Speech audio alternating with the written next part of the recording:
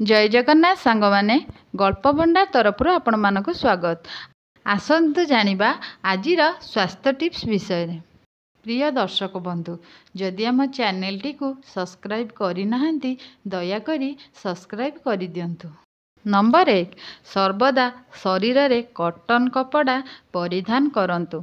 Cotton कपड़ा परिधान करिबा द्वारा शरीर को हल्का लगी थाए, ता सहित आराम मध्य लगी थाए।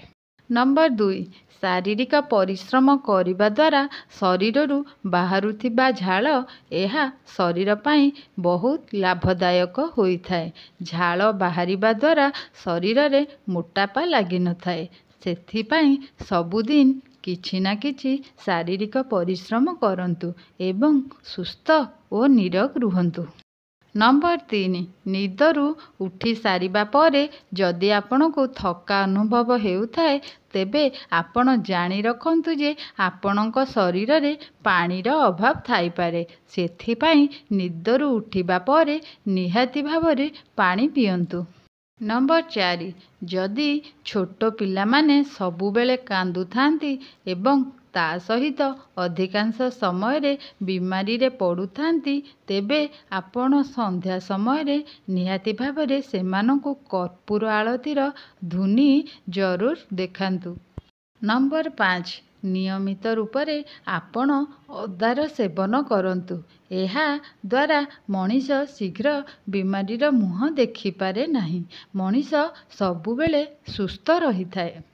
नंबर 6, आपण नियमित रूप रे पालंग शाग सेवन करंतु। एहा द्वारा शरीर रे केबे भी रक्तर कमी रही न थाए। आपण पालंग पनीर, पालंग परोटा, पालंग भजा एवं तरकारी आदि करिकी सेवन करि पारिबे। एहा तो पाटी को बहुत स्वादिष्ट लगी थाए, ता सहित खाद्य मध्य शीघ्र हजम होई जाय थाए।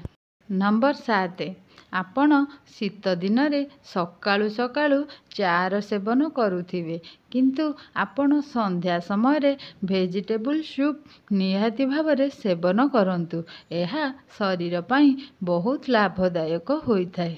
नंबर 8, प्रेग्नेंसी परे हालुआ रे ड्राई फ्रूट्स पकेइकी निहाती भावरे सेवन करंतु। एहा फल रे प्रेग्नेंसी थिबा समय रे दुर्बल होई जाइथिबा शरीर पुणी थरे मजबूत होई जाई थाए। भिडियोटी शेष पर्यंत देखंतु एवं लाइक शेयर कमेंट भी करंतु। नंबर 9, जदि आपणकर छुआ दुष्टिया होई थाए तेबे आपण संध्या समय रे दुब, बढ़ियाल पत्र एवं सजना पत्र रे छुआ को 7 थर झाड़ी दियंतु। एमिति करिबा द्वारा छुआर दुष्टिया दूर होई थाए। नंबर 10, मनरे दुख, क्रोध बा राग थिबा समय रे खाद्य सेवन कले एहा शरीर रे भलरे हजम होई न थाए। सेथिपाई भोजन सर्वदा हस खुशी रे ओ शांत मन रे सेवन करिबा उचित।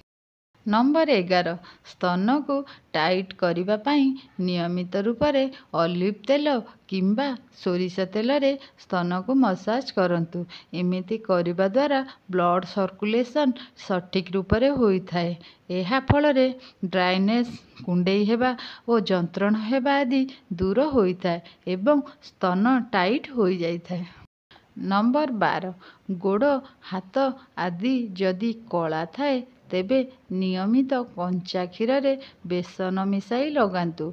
नियमित रूप रे एमिति करिबा द्वारा धीरे धीरे कला रंग सफा होई जाई थाए।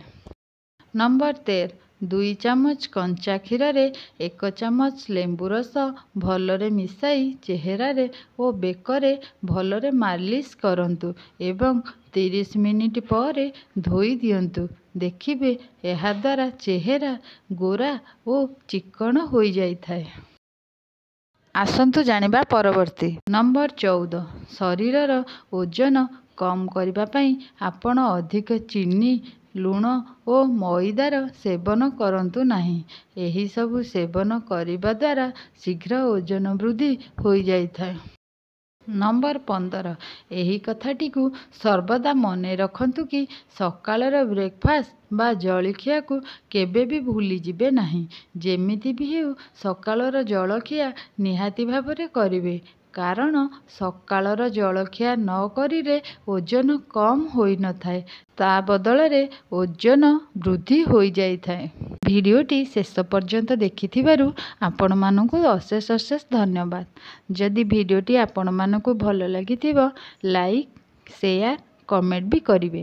ଯଦି ଚ୍ୟାନେଲଟିରେ ଆପଣ ନୂଆ ଥିବେ ସବସ୍କ୍ରାଇବ୍ ମଧ୍ୟ କରିବେ। ଜୟ ଜଗନ୍ନାଥ।